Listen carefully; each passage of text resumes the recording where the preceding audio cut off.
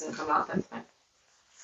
So a lot of people are doing DMT and saying that they see. Again, I've never done DMT, and people are saying that what they see is they enter another dimension, that their body, that their body dies and they leave their body and they go, see God, or they're into the doorway in between heaven and or wherever we end up going. It's, when they do take DMT, they're entering this other state.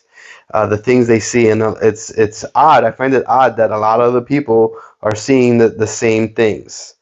And there's so much so that there's a famous artist that he draws things that he sees when he's on DMT, and it's people like Joe Rogan and whatnot have said that they see the same things.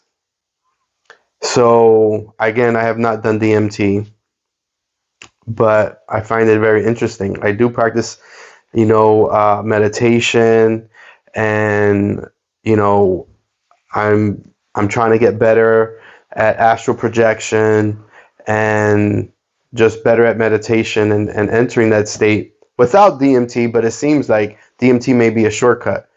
I have my wife here off camera. You can get closer though if you want. They won't see you. Okay. What do you think about what I just said?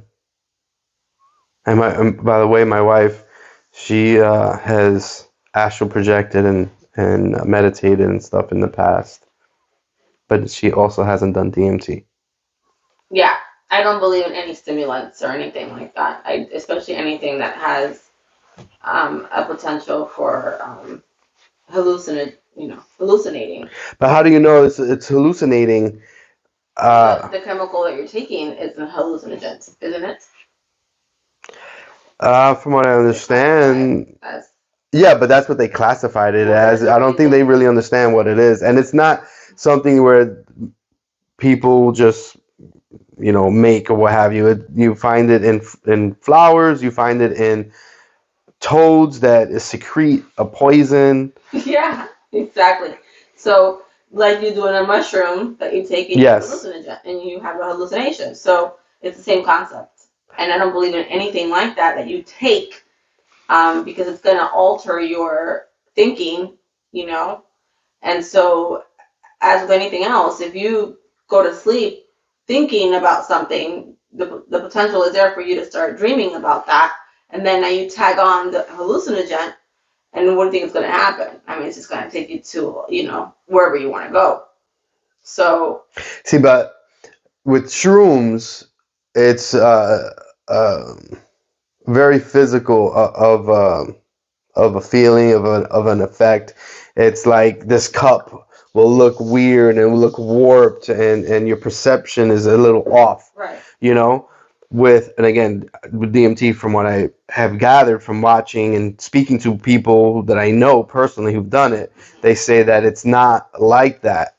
Right. I've done shrooms before. Right. But that doesn't mean that they're saying that because you straight up go to sleep, like you don't stay awake. Yeah, imagine how crazy that is. At least with mushrooms, you have the options to stay awake. You have control over that. Right. With this chemical, it's even knocking you out. It's more dangerous. Yeah, within 10, 15 seconds, you're asleep. So it's like you're taking a drug. In essence, that's what it is. See, but a drug to knock you out. So then, how do you explain that you go to sleep and everybody sees your physical body go to sleep? I've seen plenty of videos. Okay. Right.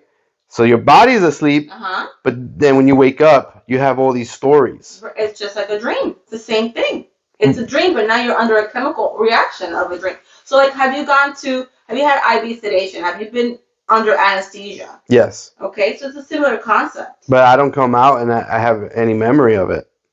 Like any dreams. It depends, right? It depends, because technically you are dreaming. You have the potential to dream. A lot of people don't remember their dreams. Right. Okay. Right. Okay. So with this chemical, what it does is it enhances that potential for you to remember your dreams. So therefore, you're there dreaming, and now this chemical is allowing you to remember more of your dreams. So when you wake up, all those things are very lucid to you. Right, and I agree with that.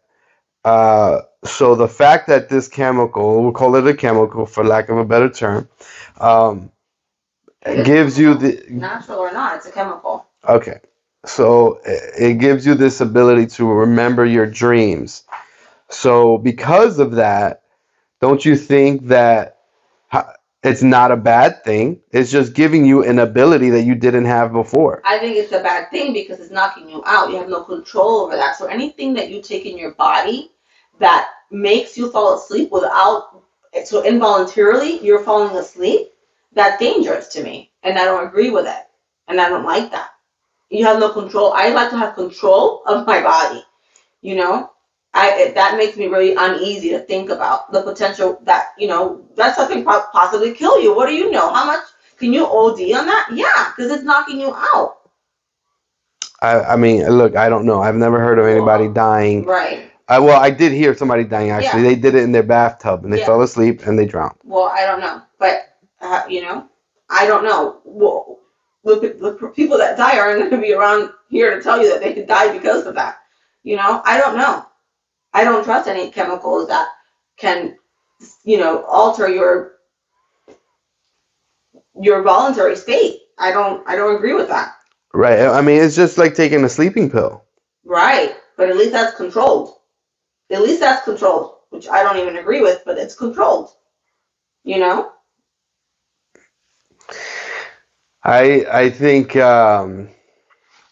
that if it gives you, I mean, the fact that it does give you this ability, whether if you go to sleep, I mean, okay, it puts you to sleep and it gives you this ability to remember your dreams. I think it's fine because I think that when we enter a lucid dream, we are in that astral plane, that other dimension. I do feel that that's where we go when we do die. Yeah, and that part of it, I think it's great. If we can take away the part that of the DMT, of the fact that it knocks you out without you wanting to be knocked out.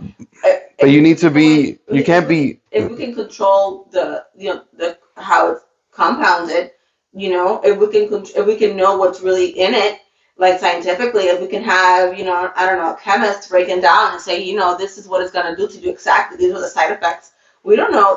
We don't even know that. What side effect does that have? We have no idea. So I think it's dangerous. I think it's very dangerous. So you're against the DMT, but you're for entering the other dimension without a foreign substance. Yeah. Astral projection. Yeah. So on and so forth. Yeah, absolutely. Right. But it has to be voluntarily. It's got to be that you work your way to that, work that skill to the point that you do it on your own. CE5, contact with extraterrestrials from other far away galaxies. You're cool without DMT. Absolutely, yeah. If that's okay, so all right, fine. I get the point, but do you feel that it is possible that DMT, now that we've spoken about it, and it puts you to sleep, and it puts you in this state where your physical body's asleep, but you're aware, and you're aware of your awareness. So your subconscious, your whole consciousness is aware. It's awake and doing things, seeing things, experiencing things. So everybody when they go to sleep. Okay, so we all agree on that. So do you feel that it is possible that the DMT, and I'm not saying if it's good for you or bad for you, but do you think it's possible that the DMT is a shortcut to CE5, contact, meditation, astral projection, going to accessing a whole another portion of your brain, other dimensions? Do you think it is possible? I don't think that it's a shortcut. I think it just enhances your consciousness to the point where you have more control over it. So maybe you have a little bit more leverage, and that's all I see really. I don't think that it creates something that isn't already there, you know. That's already there. That is, if that exists, it's already there. Nothing that you're taking is gonna make that or break that. Okay, so you say it's possible, but you don't agree with doing it because it can be harmful to your physical body. I'm not saying that it's possible that it's going to create that for you, because what you asked was, is it possible that if you take this, now you have more access to it? Is what you're saying? How did you ask it? Yeah, and I don't think necessarily that you have more access to it. I mean, technically, maybe I guess you do, because now you have more control, but you have access to it every day that you go to sleep. You just have to work on that ability to get there. Like any other skill. Right. Right. So you say it's possible. You don't agree with it because it's probably harmful or what have you. But why go that route when you can just practice? Just, everybody wants the easy way out. Right, that's the problem. And Everybody wants the easy way. It's dangerous sometimes, especially when you're putting a chemical in your body that's controlling your ability to stay alert and awake. Right. I agree that, it is possible. I say it's probable that that's what's happening to people who are taking DMT. It's just a shortcut to this other plane. But I do agree that that's what's happening. If I had to guess, but I do also feel that there is a way to do it without it, and that's through meditation and practice, as you mentioned. And it's not something that is going to happen once the first time you do it. It's going to take practice and a lot of dedication, and meditating for a couple of hours here, a few minutes here, and for a long periods of time of you practicing this. I think that's the way it's you can do it. But then you do it in a much more controlled environment. Mm-hmm. All right.